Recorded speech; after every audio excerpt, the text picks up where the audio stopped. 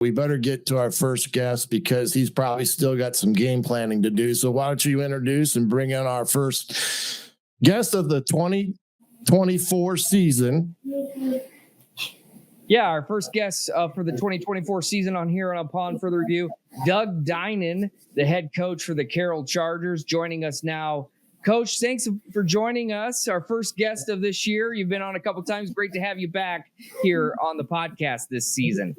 Yeah, thanks for having us. It's again, it's exciting to start the year, and it's hard to believe that June and July has passed so quickly, and it's time for week one. So I mean, it's an exciting time.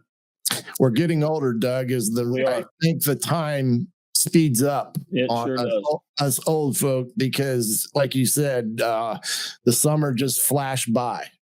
Yep, it did.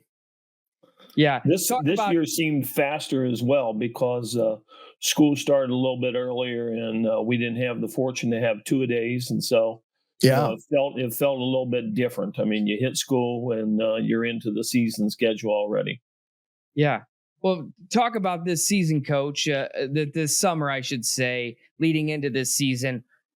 You know, a lot of bright spots on your team, a lot of names that people are that already know. Jimmy Sullivan back, Road at tight end, just a lot of different guys that are coming. Just talk about this team this year, the growth and what you guys have done this summer as you get ready for another campaign.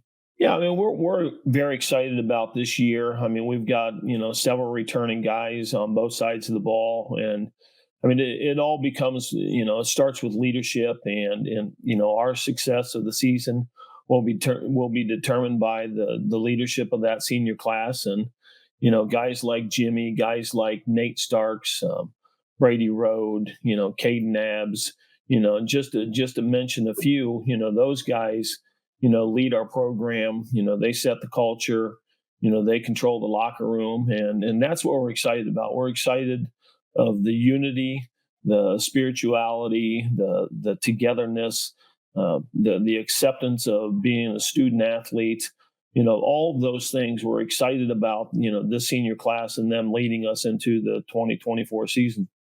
Sure. The takeaway from a year ago, you guys fall at the sectionals. Where for your team does that journey begin? Is it the next week after season's over? Do you give them a little bit of break? What does that look like, especially with the leadership that you guys have on that Chargers team? Yeah, it begins right away. The season's over and the kids are in the strength and conditioning class during the day. But, the focus, immediately is to, be better, be stronger, be tighter, have a better culture, do all those things that the intangibles that you have to do to be a better team. I mean, it's disappointing. We finished the season 7-3, and that's disappointing. And I guess that's a good state, of where we're at in our program. But to lose in the first round of the sectional, to a very good Warsaw team, very good team, still, I mean, to be manhandled and not to play as physical as we wanted to play, it's disappointing. And so consequently, you reevaluate everything. You look at, the personnel, you look at positions, you look at scheme, you look at preparation. And that's what led us into the off season. And we feel like, we made strides, we made improvement, we put people in the right places. And then the kids help set a culture, that is going to only accept the best every day. And that's all we can do. We have to win the moment. We can be good right now. We can't concern ourselves about, week 10. We can't concern ourselves about the playoffs. We have to concern ourselves with, this Sunday, I've got to be a great student athlete this Sunday and prepare for practice tomorrow, which will lead me into this Friday night. Yeah, Coach, you mentioned something that I wanted to kind of dive in a little deep on because I think we all recognize that after each season, you do a thorough self-evaluation, if that's how you term it nowadays. But coming out of that, what did you specifically learn about your team last year that led to formulating what you were going to do this year? Because I don't think everybody understands that just because something worked 2 years ago or a year ago, it may not necessarily fit your personnel for this year. So what did you learn from doing your own self-scouting? Well, there's two things that really are obvious. I mean, and one is the physicality of our play up front, and we had to personnel wise and formationally put ourselves into better situations on the defensive side, so that when we do face a heavy run team, that we're in a beneficial. We're putting our kids in an advantageous situation to be able to do that. That was first and foremost. Two, the reevaluation of what we're doing in the weight room to continually get stronger, be stronger up front, and ultimately, again, it comes back to culture, leadership, and the buy-in by players, if you will. And so, our seniors have done a tremendous job of leading, of buying in, investing in each other, and accepting hard work, and understand that this is a grind. It's hard. It's difficult. And to be at the highest level, you have to work hard. You have to embrace the difficult nature of everything. But, that self-evaluation continues, throughout the season, from week 1 to week 2 to week 10. If we continue and want to play at the highest level, then we've got to improve every week.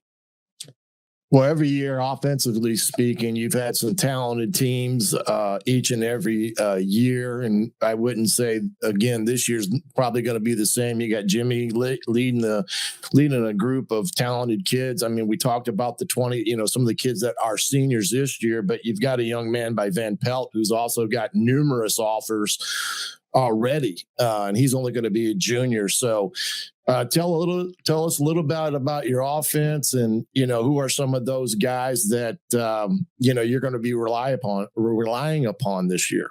Yeah, any time that you return, a starting quarterback, you've got some added confidence, comfort, if you will, to your team coming back on the offensive side. And Jimmy being a third-year starter, playing in state championship his sophomore year, he is the catalyst of the team without question. And, and it's not a secret that we want the ball in Jimmy's hands. We want him to throw the ball.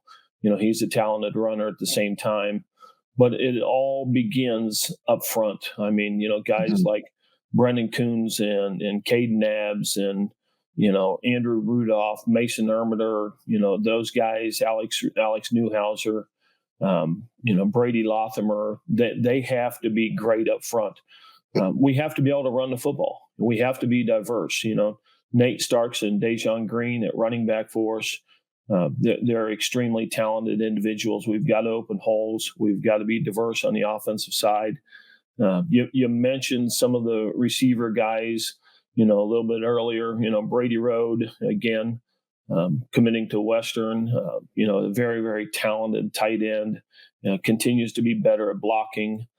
Jaden Van Pelt, as you said, and Jaden is an extremely talented person, but, Mason Boffman returns as a starter as well, and will play at X.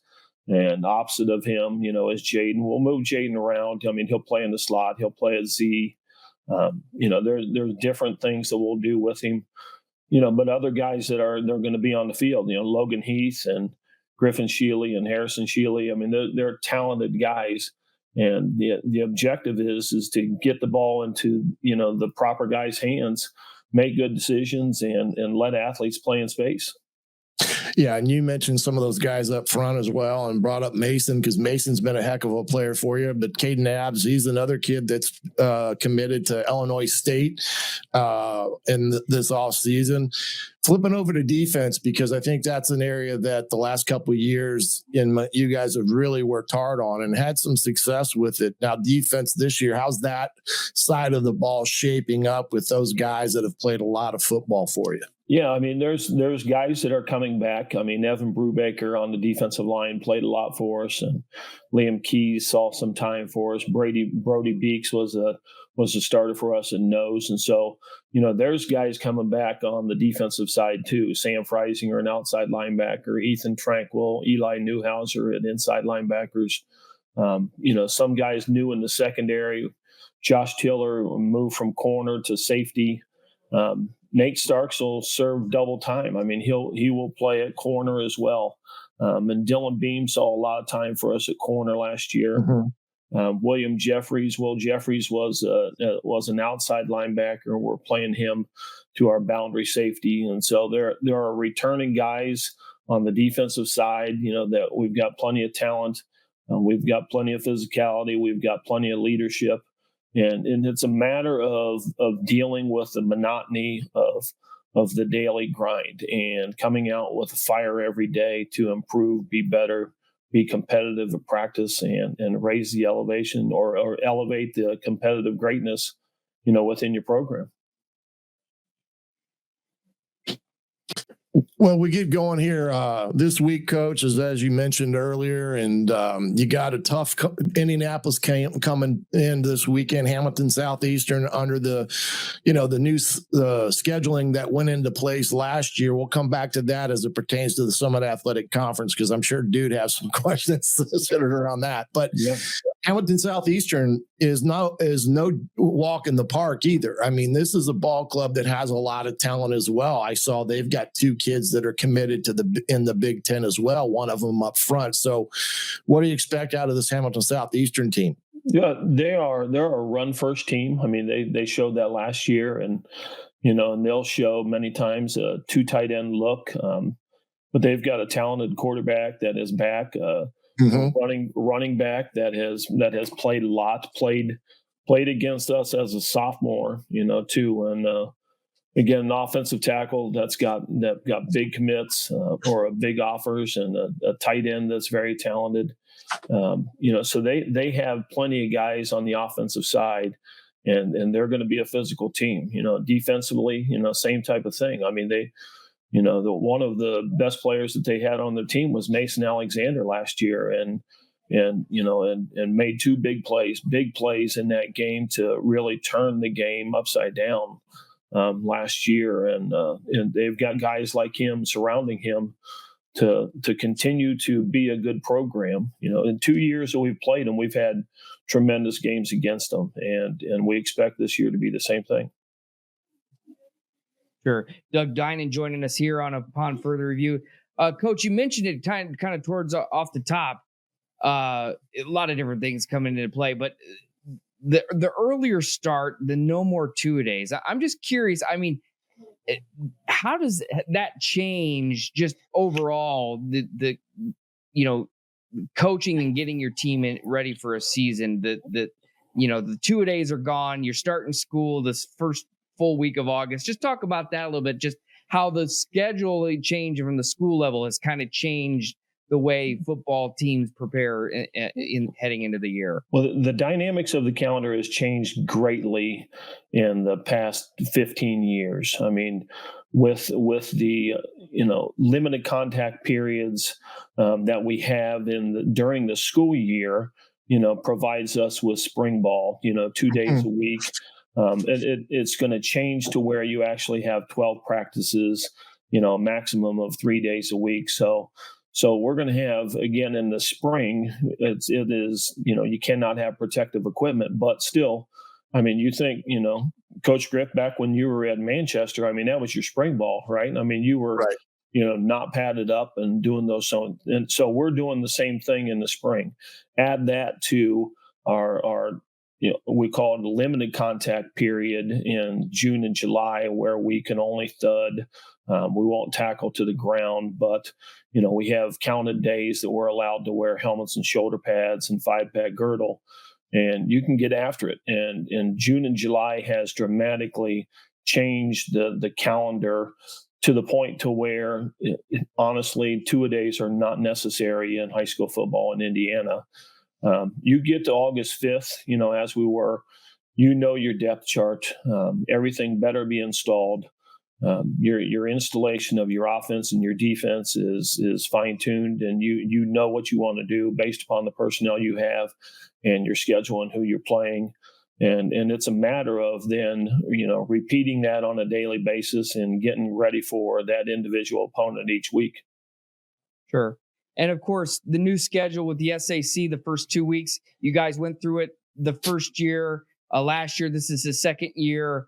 the benefit of that. Now that, before this time last year, we're talking about what is it going to mean. Now you've seen that the opportunity to play some of the big boys, some of the other schools outside of the conference, and to have those first 2 weeks with some great games that we did not see traditionally in the SAC. How has that benefited you guys going forward and really all season long as it pertained to last year? But well, first, let's talk about how it benefits everybody in the culture. Okay, I mean, because when we had this redesign of our schedule, it wasn't about Carroll High School, it wasn't about Snyder or Homestead or whoever that is.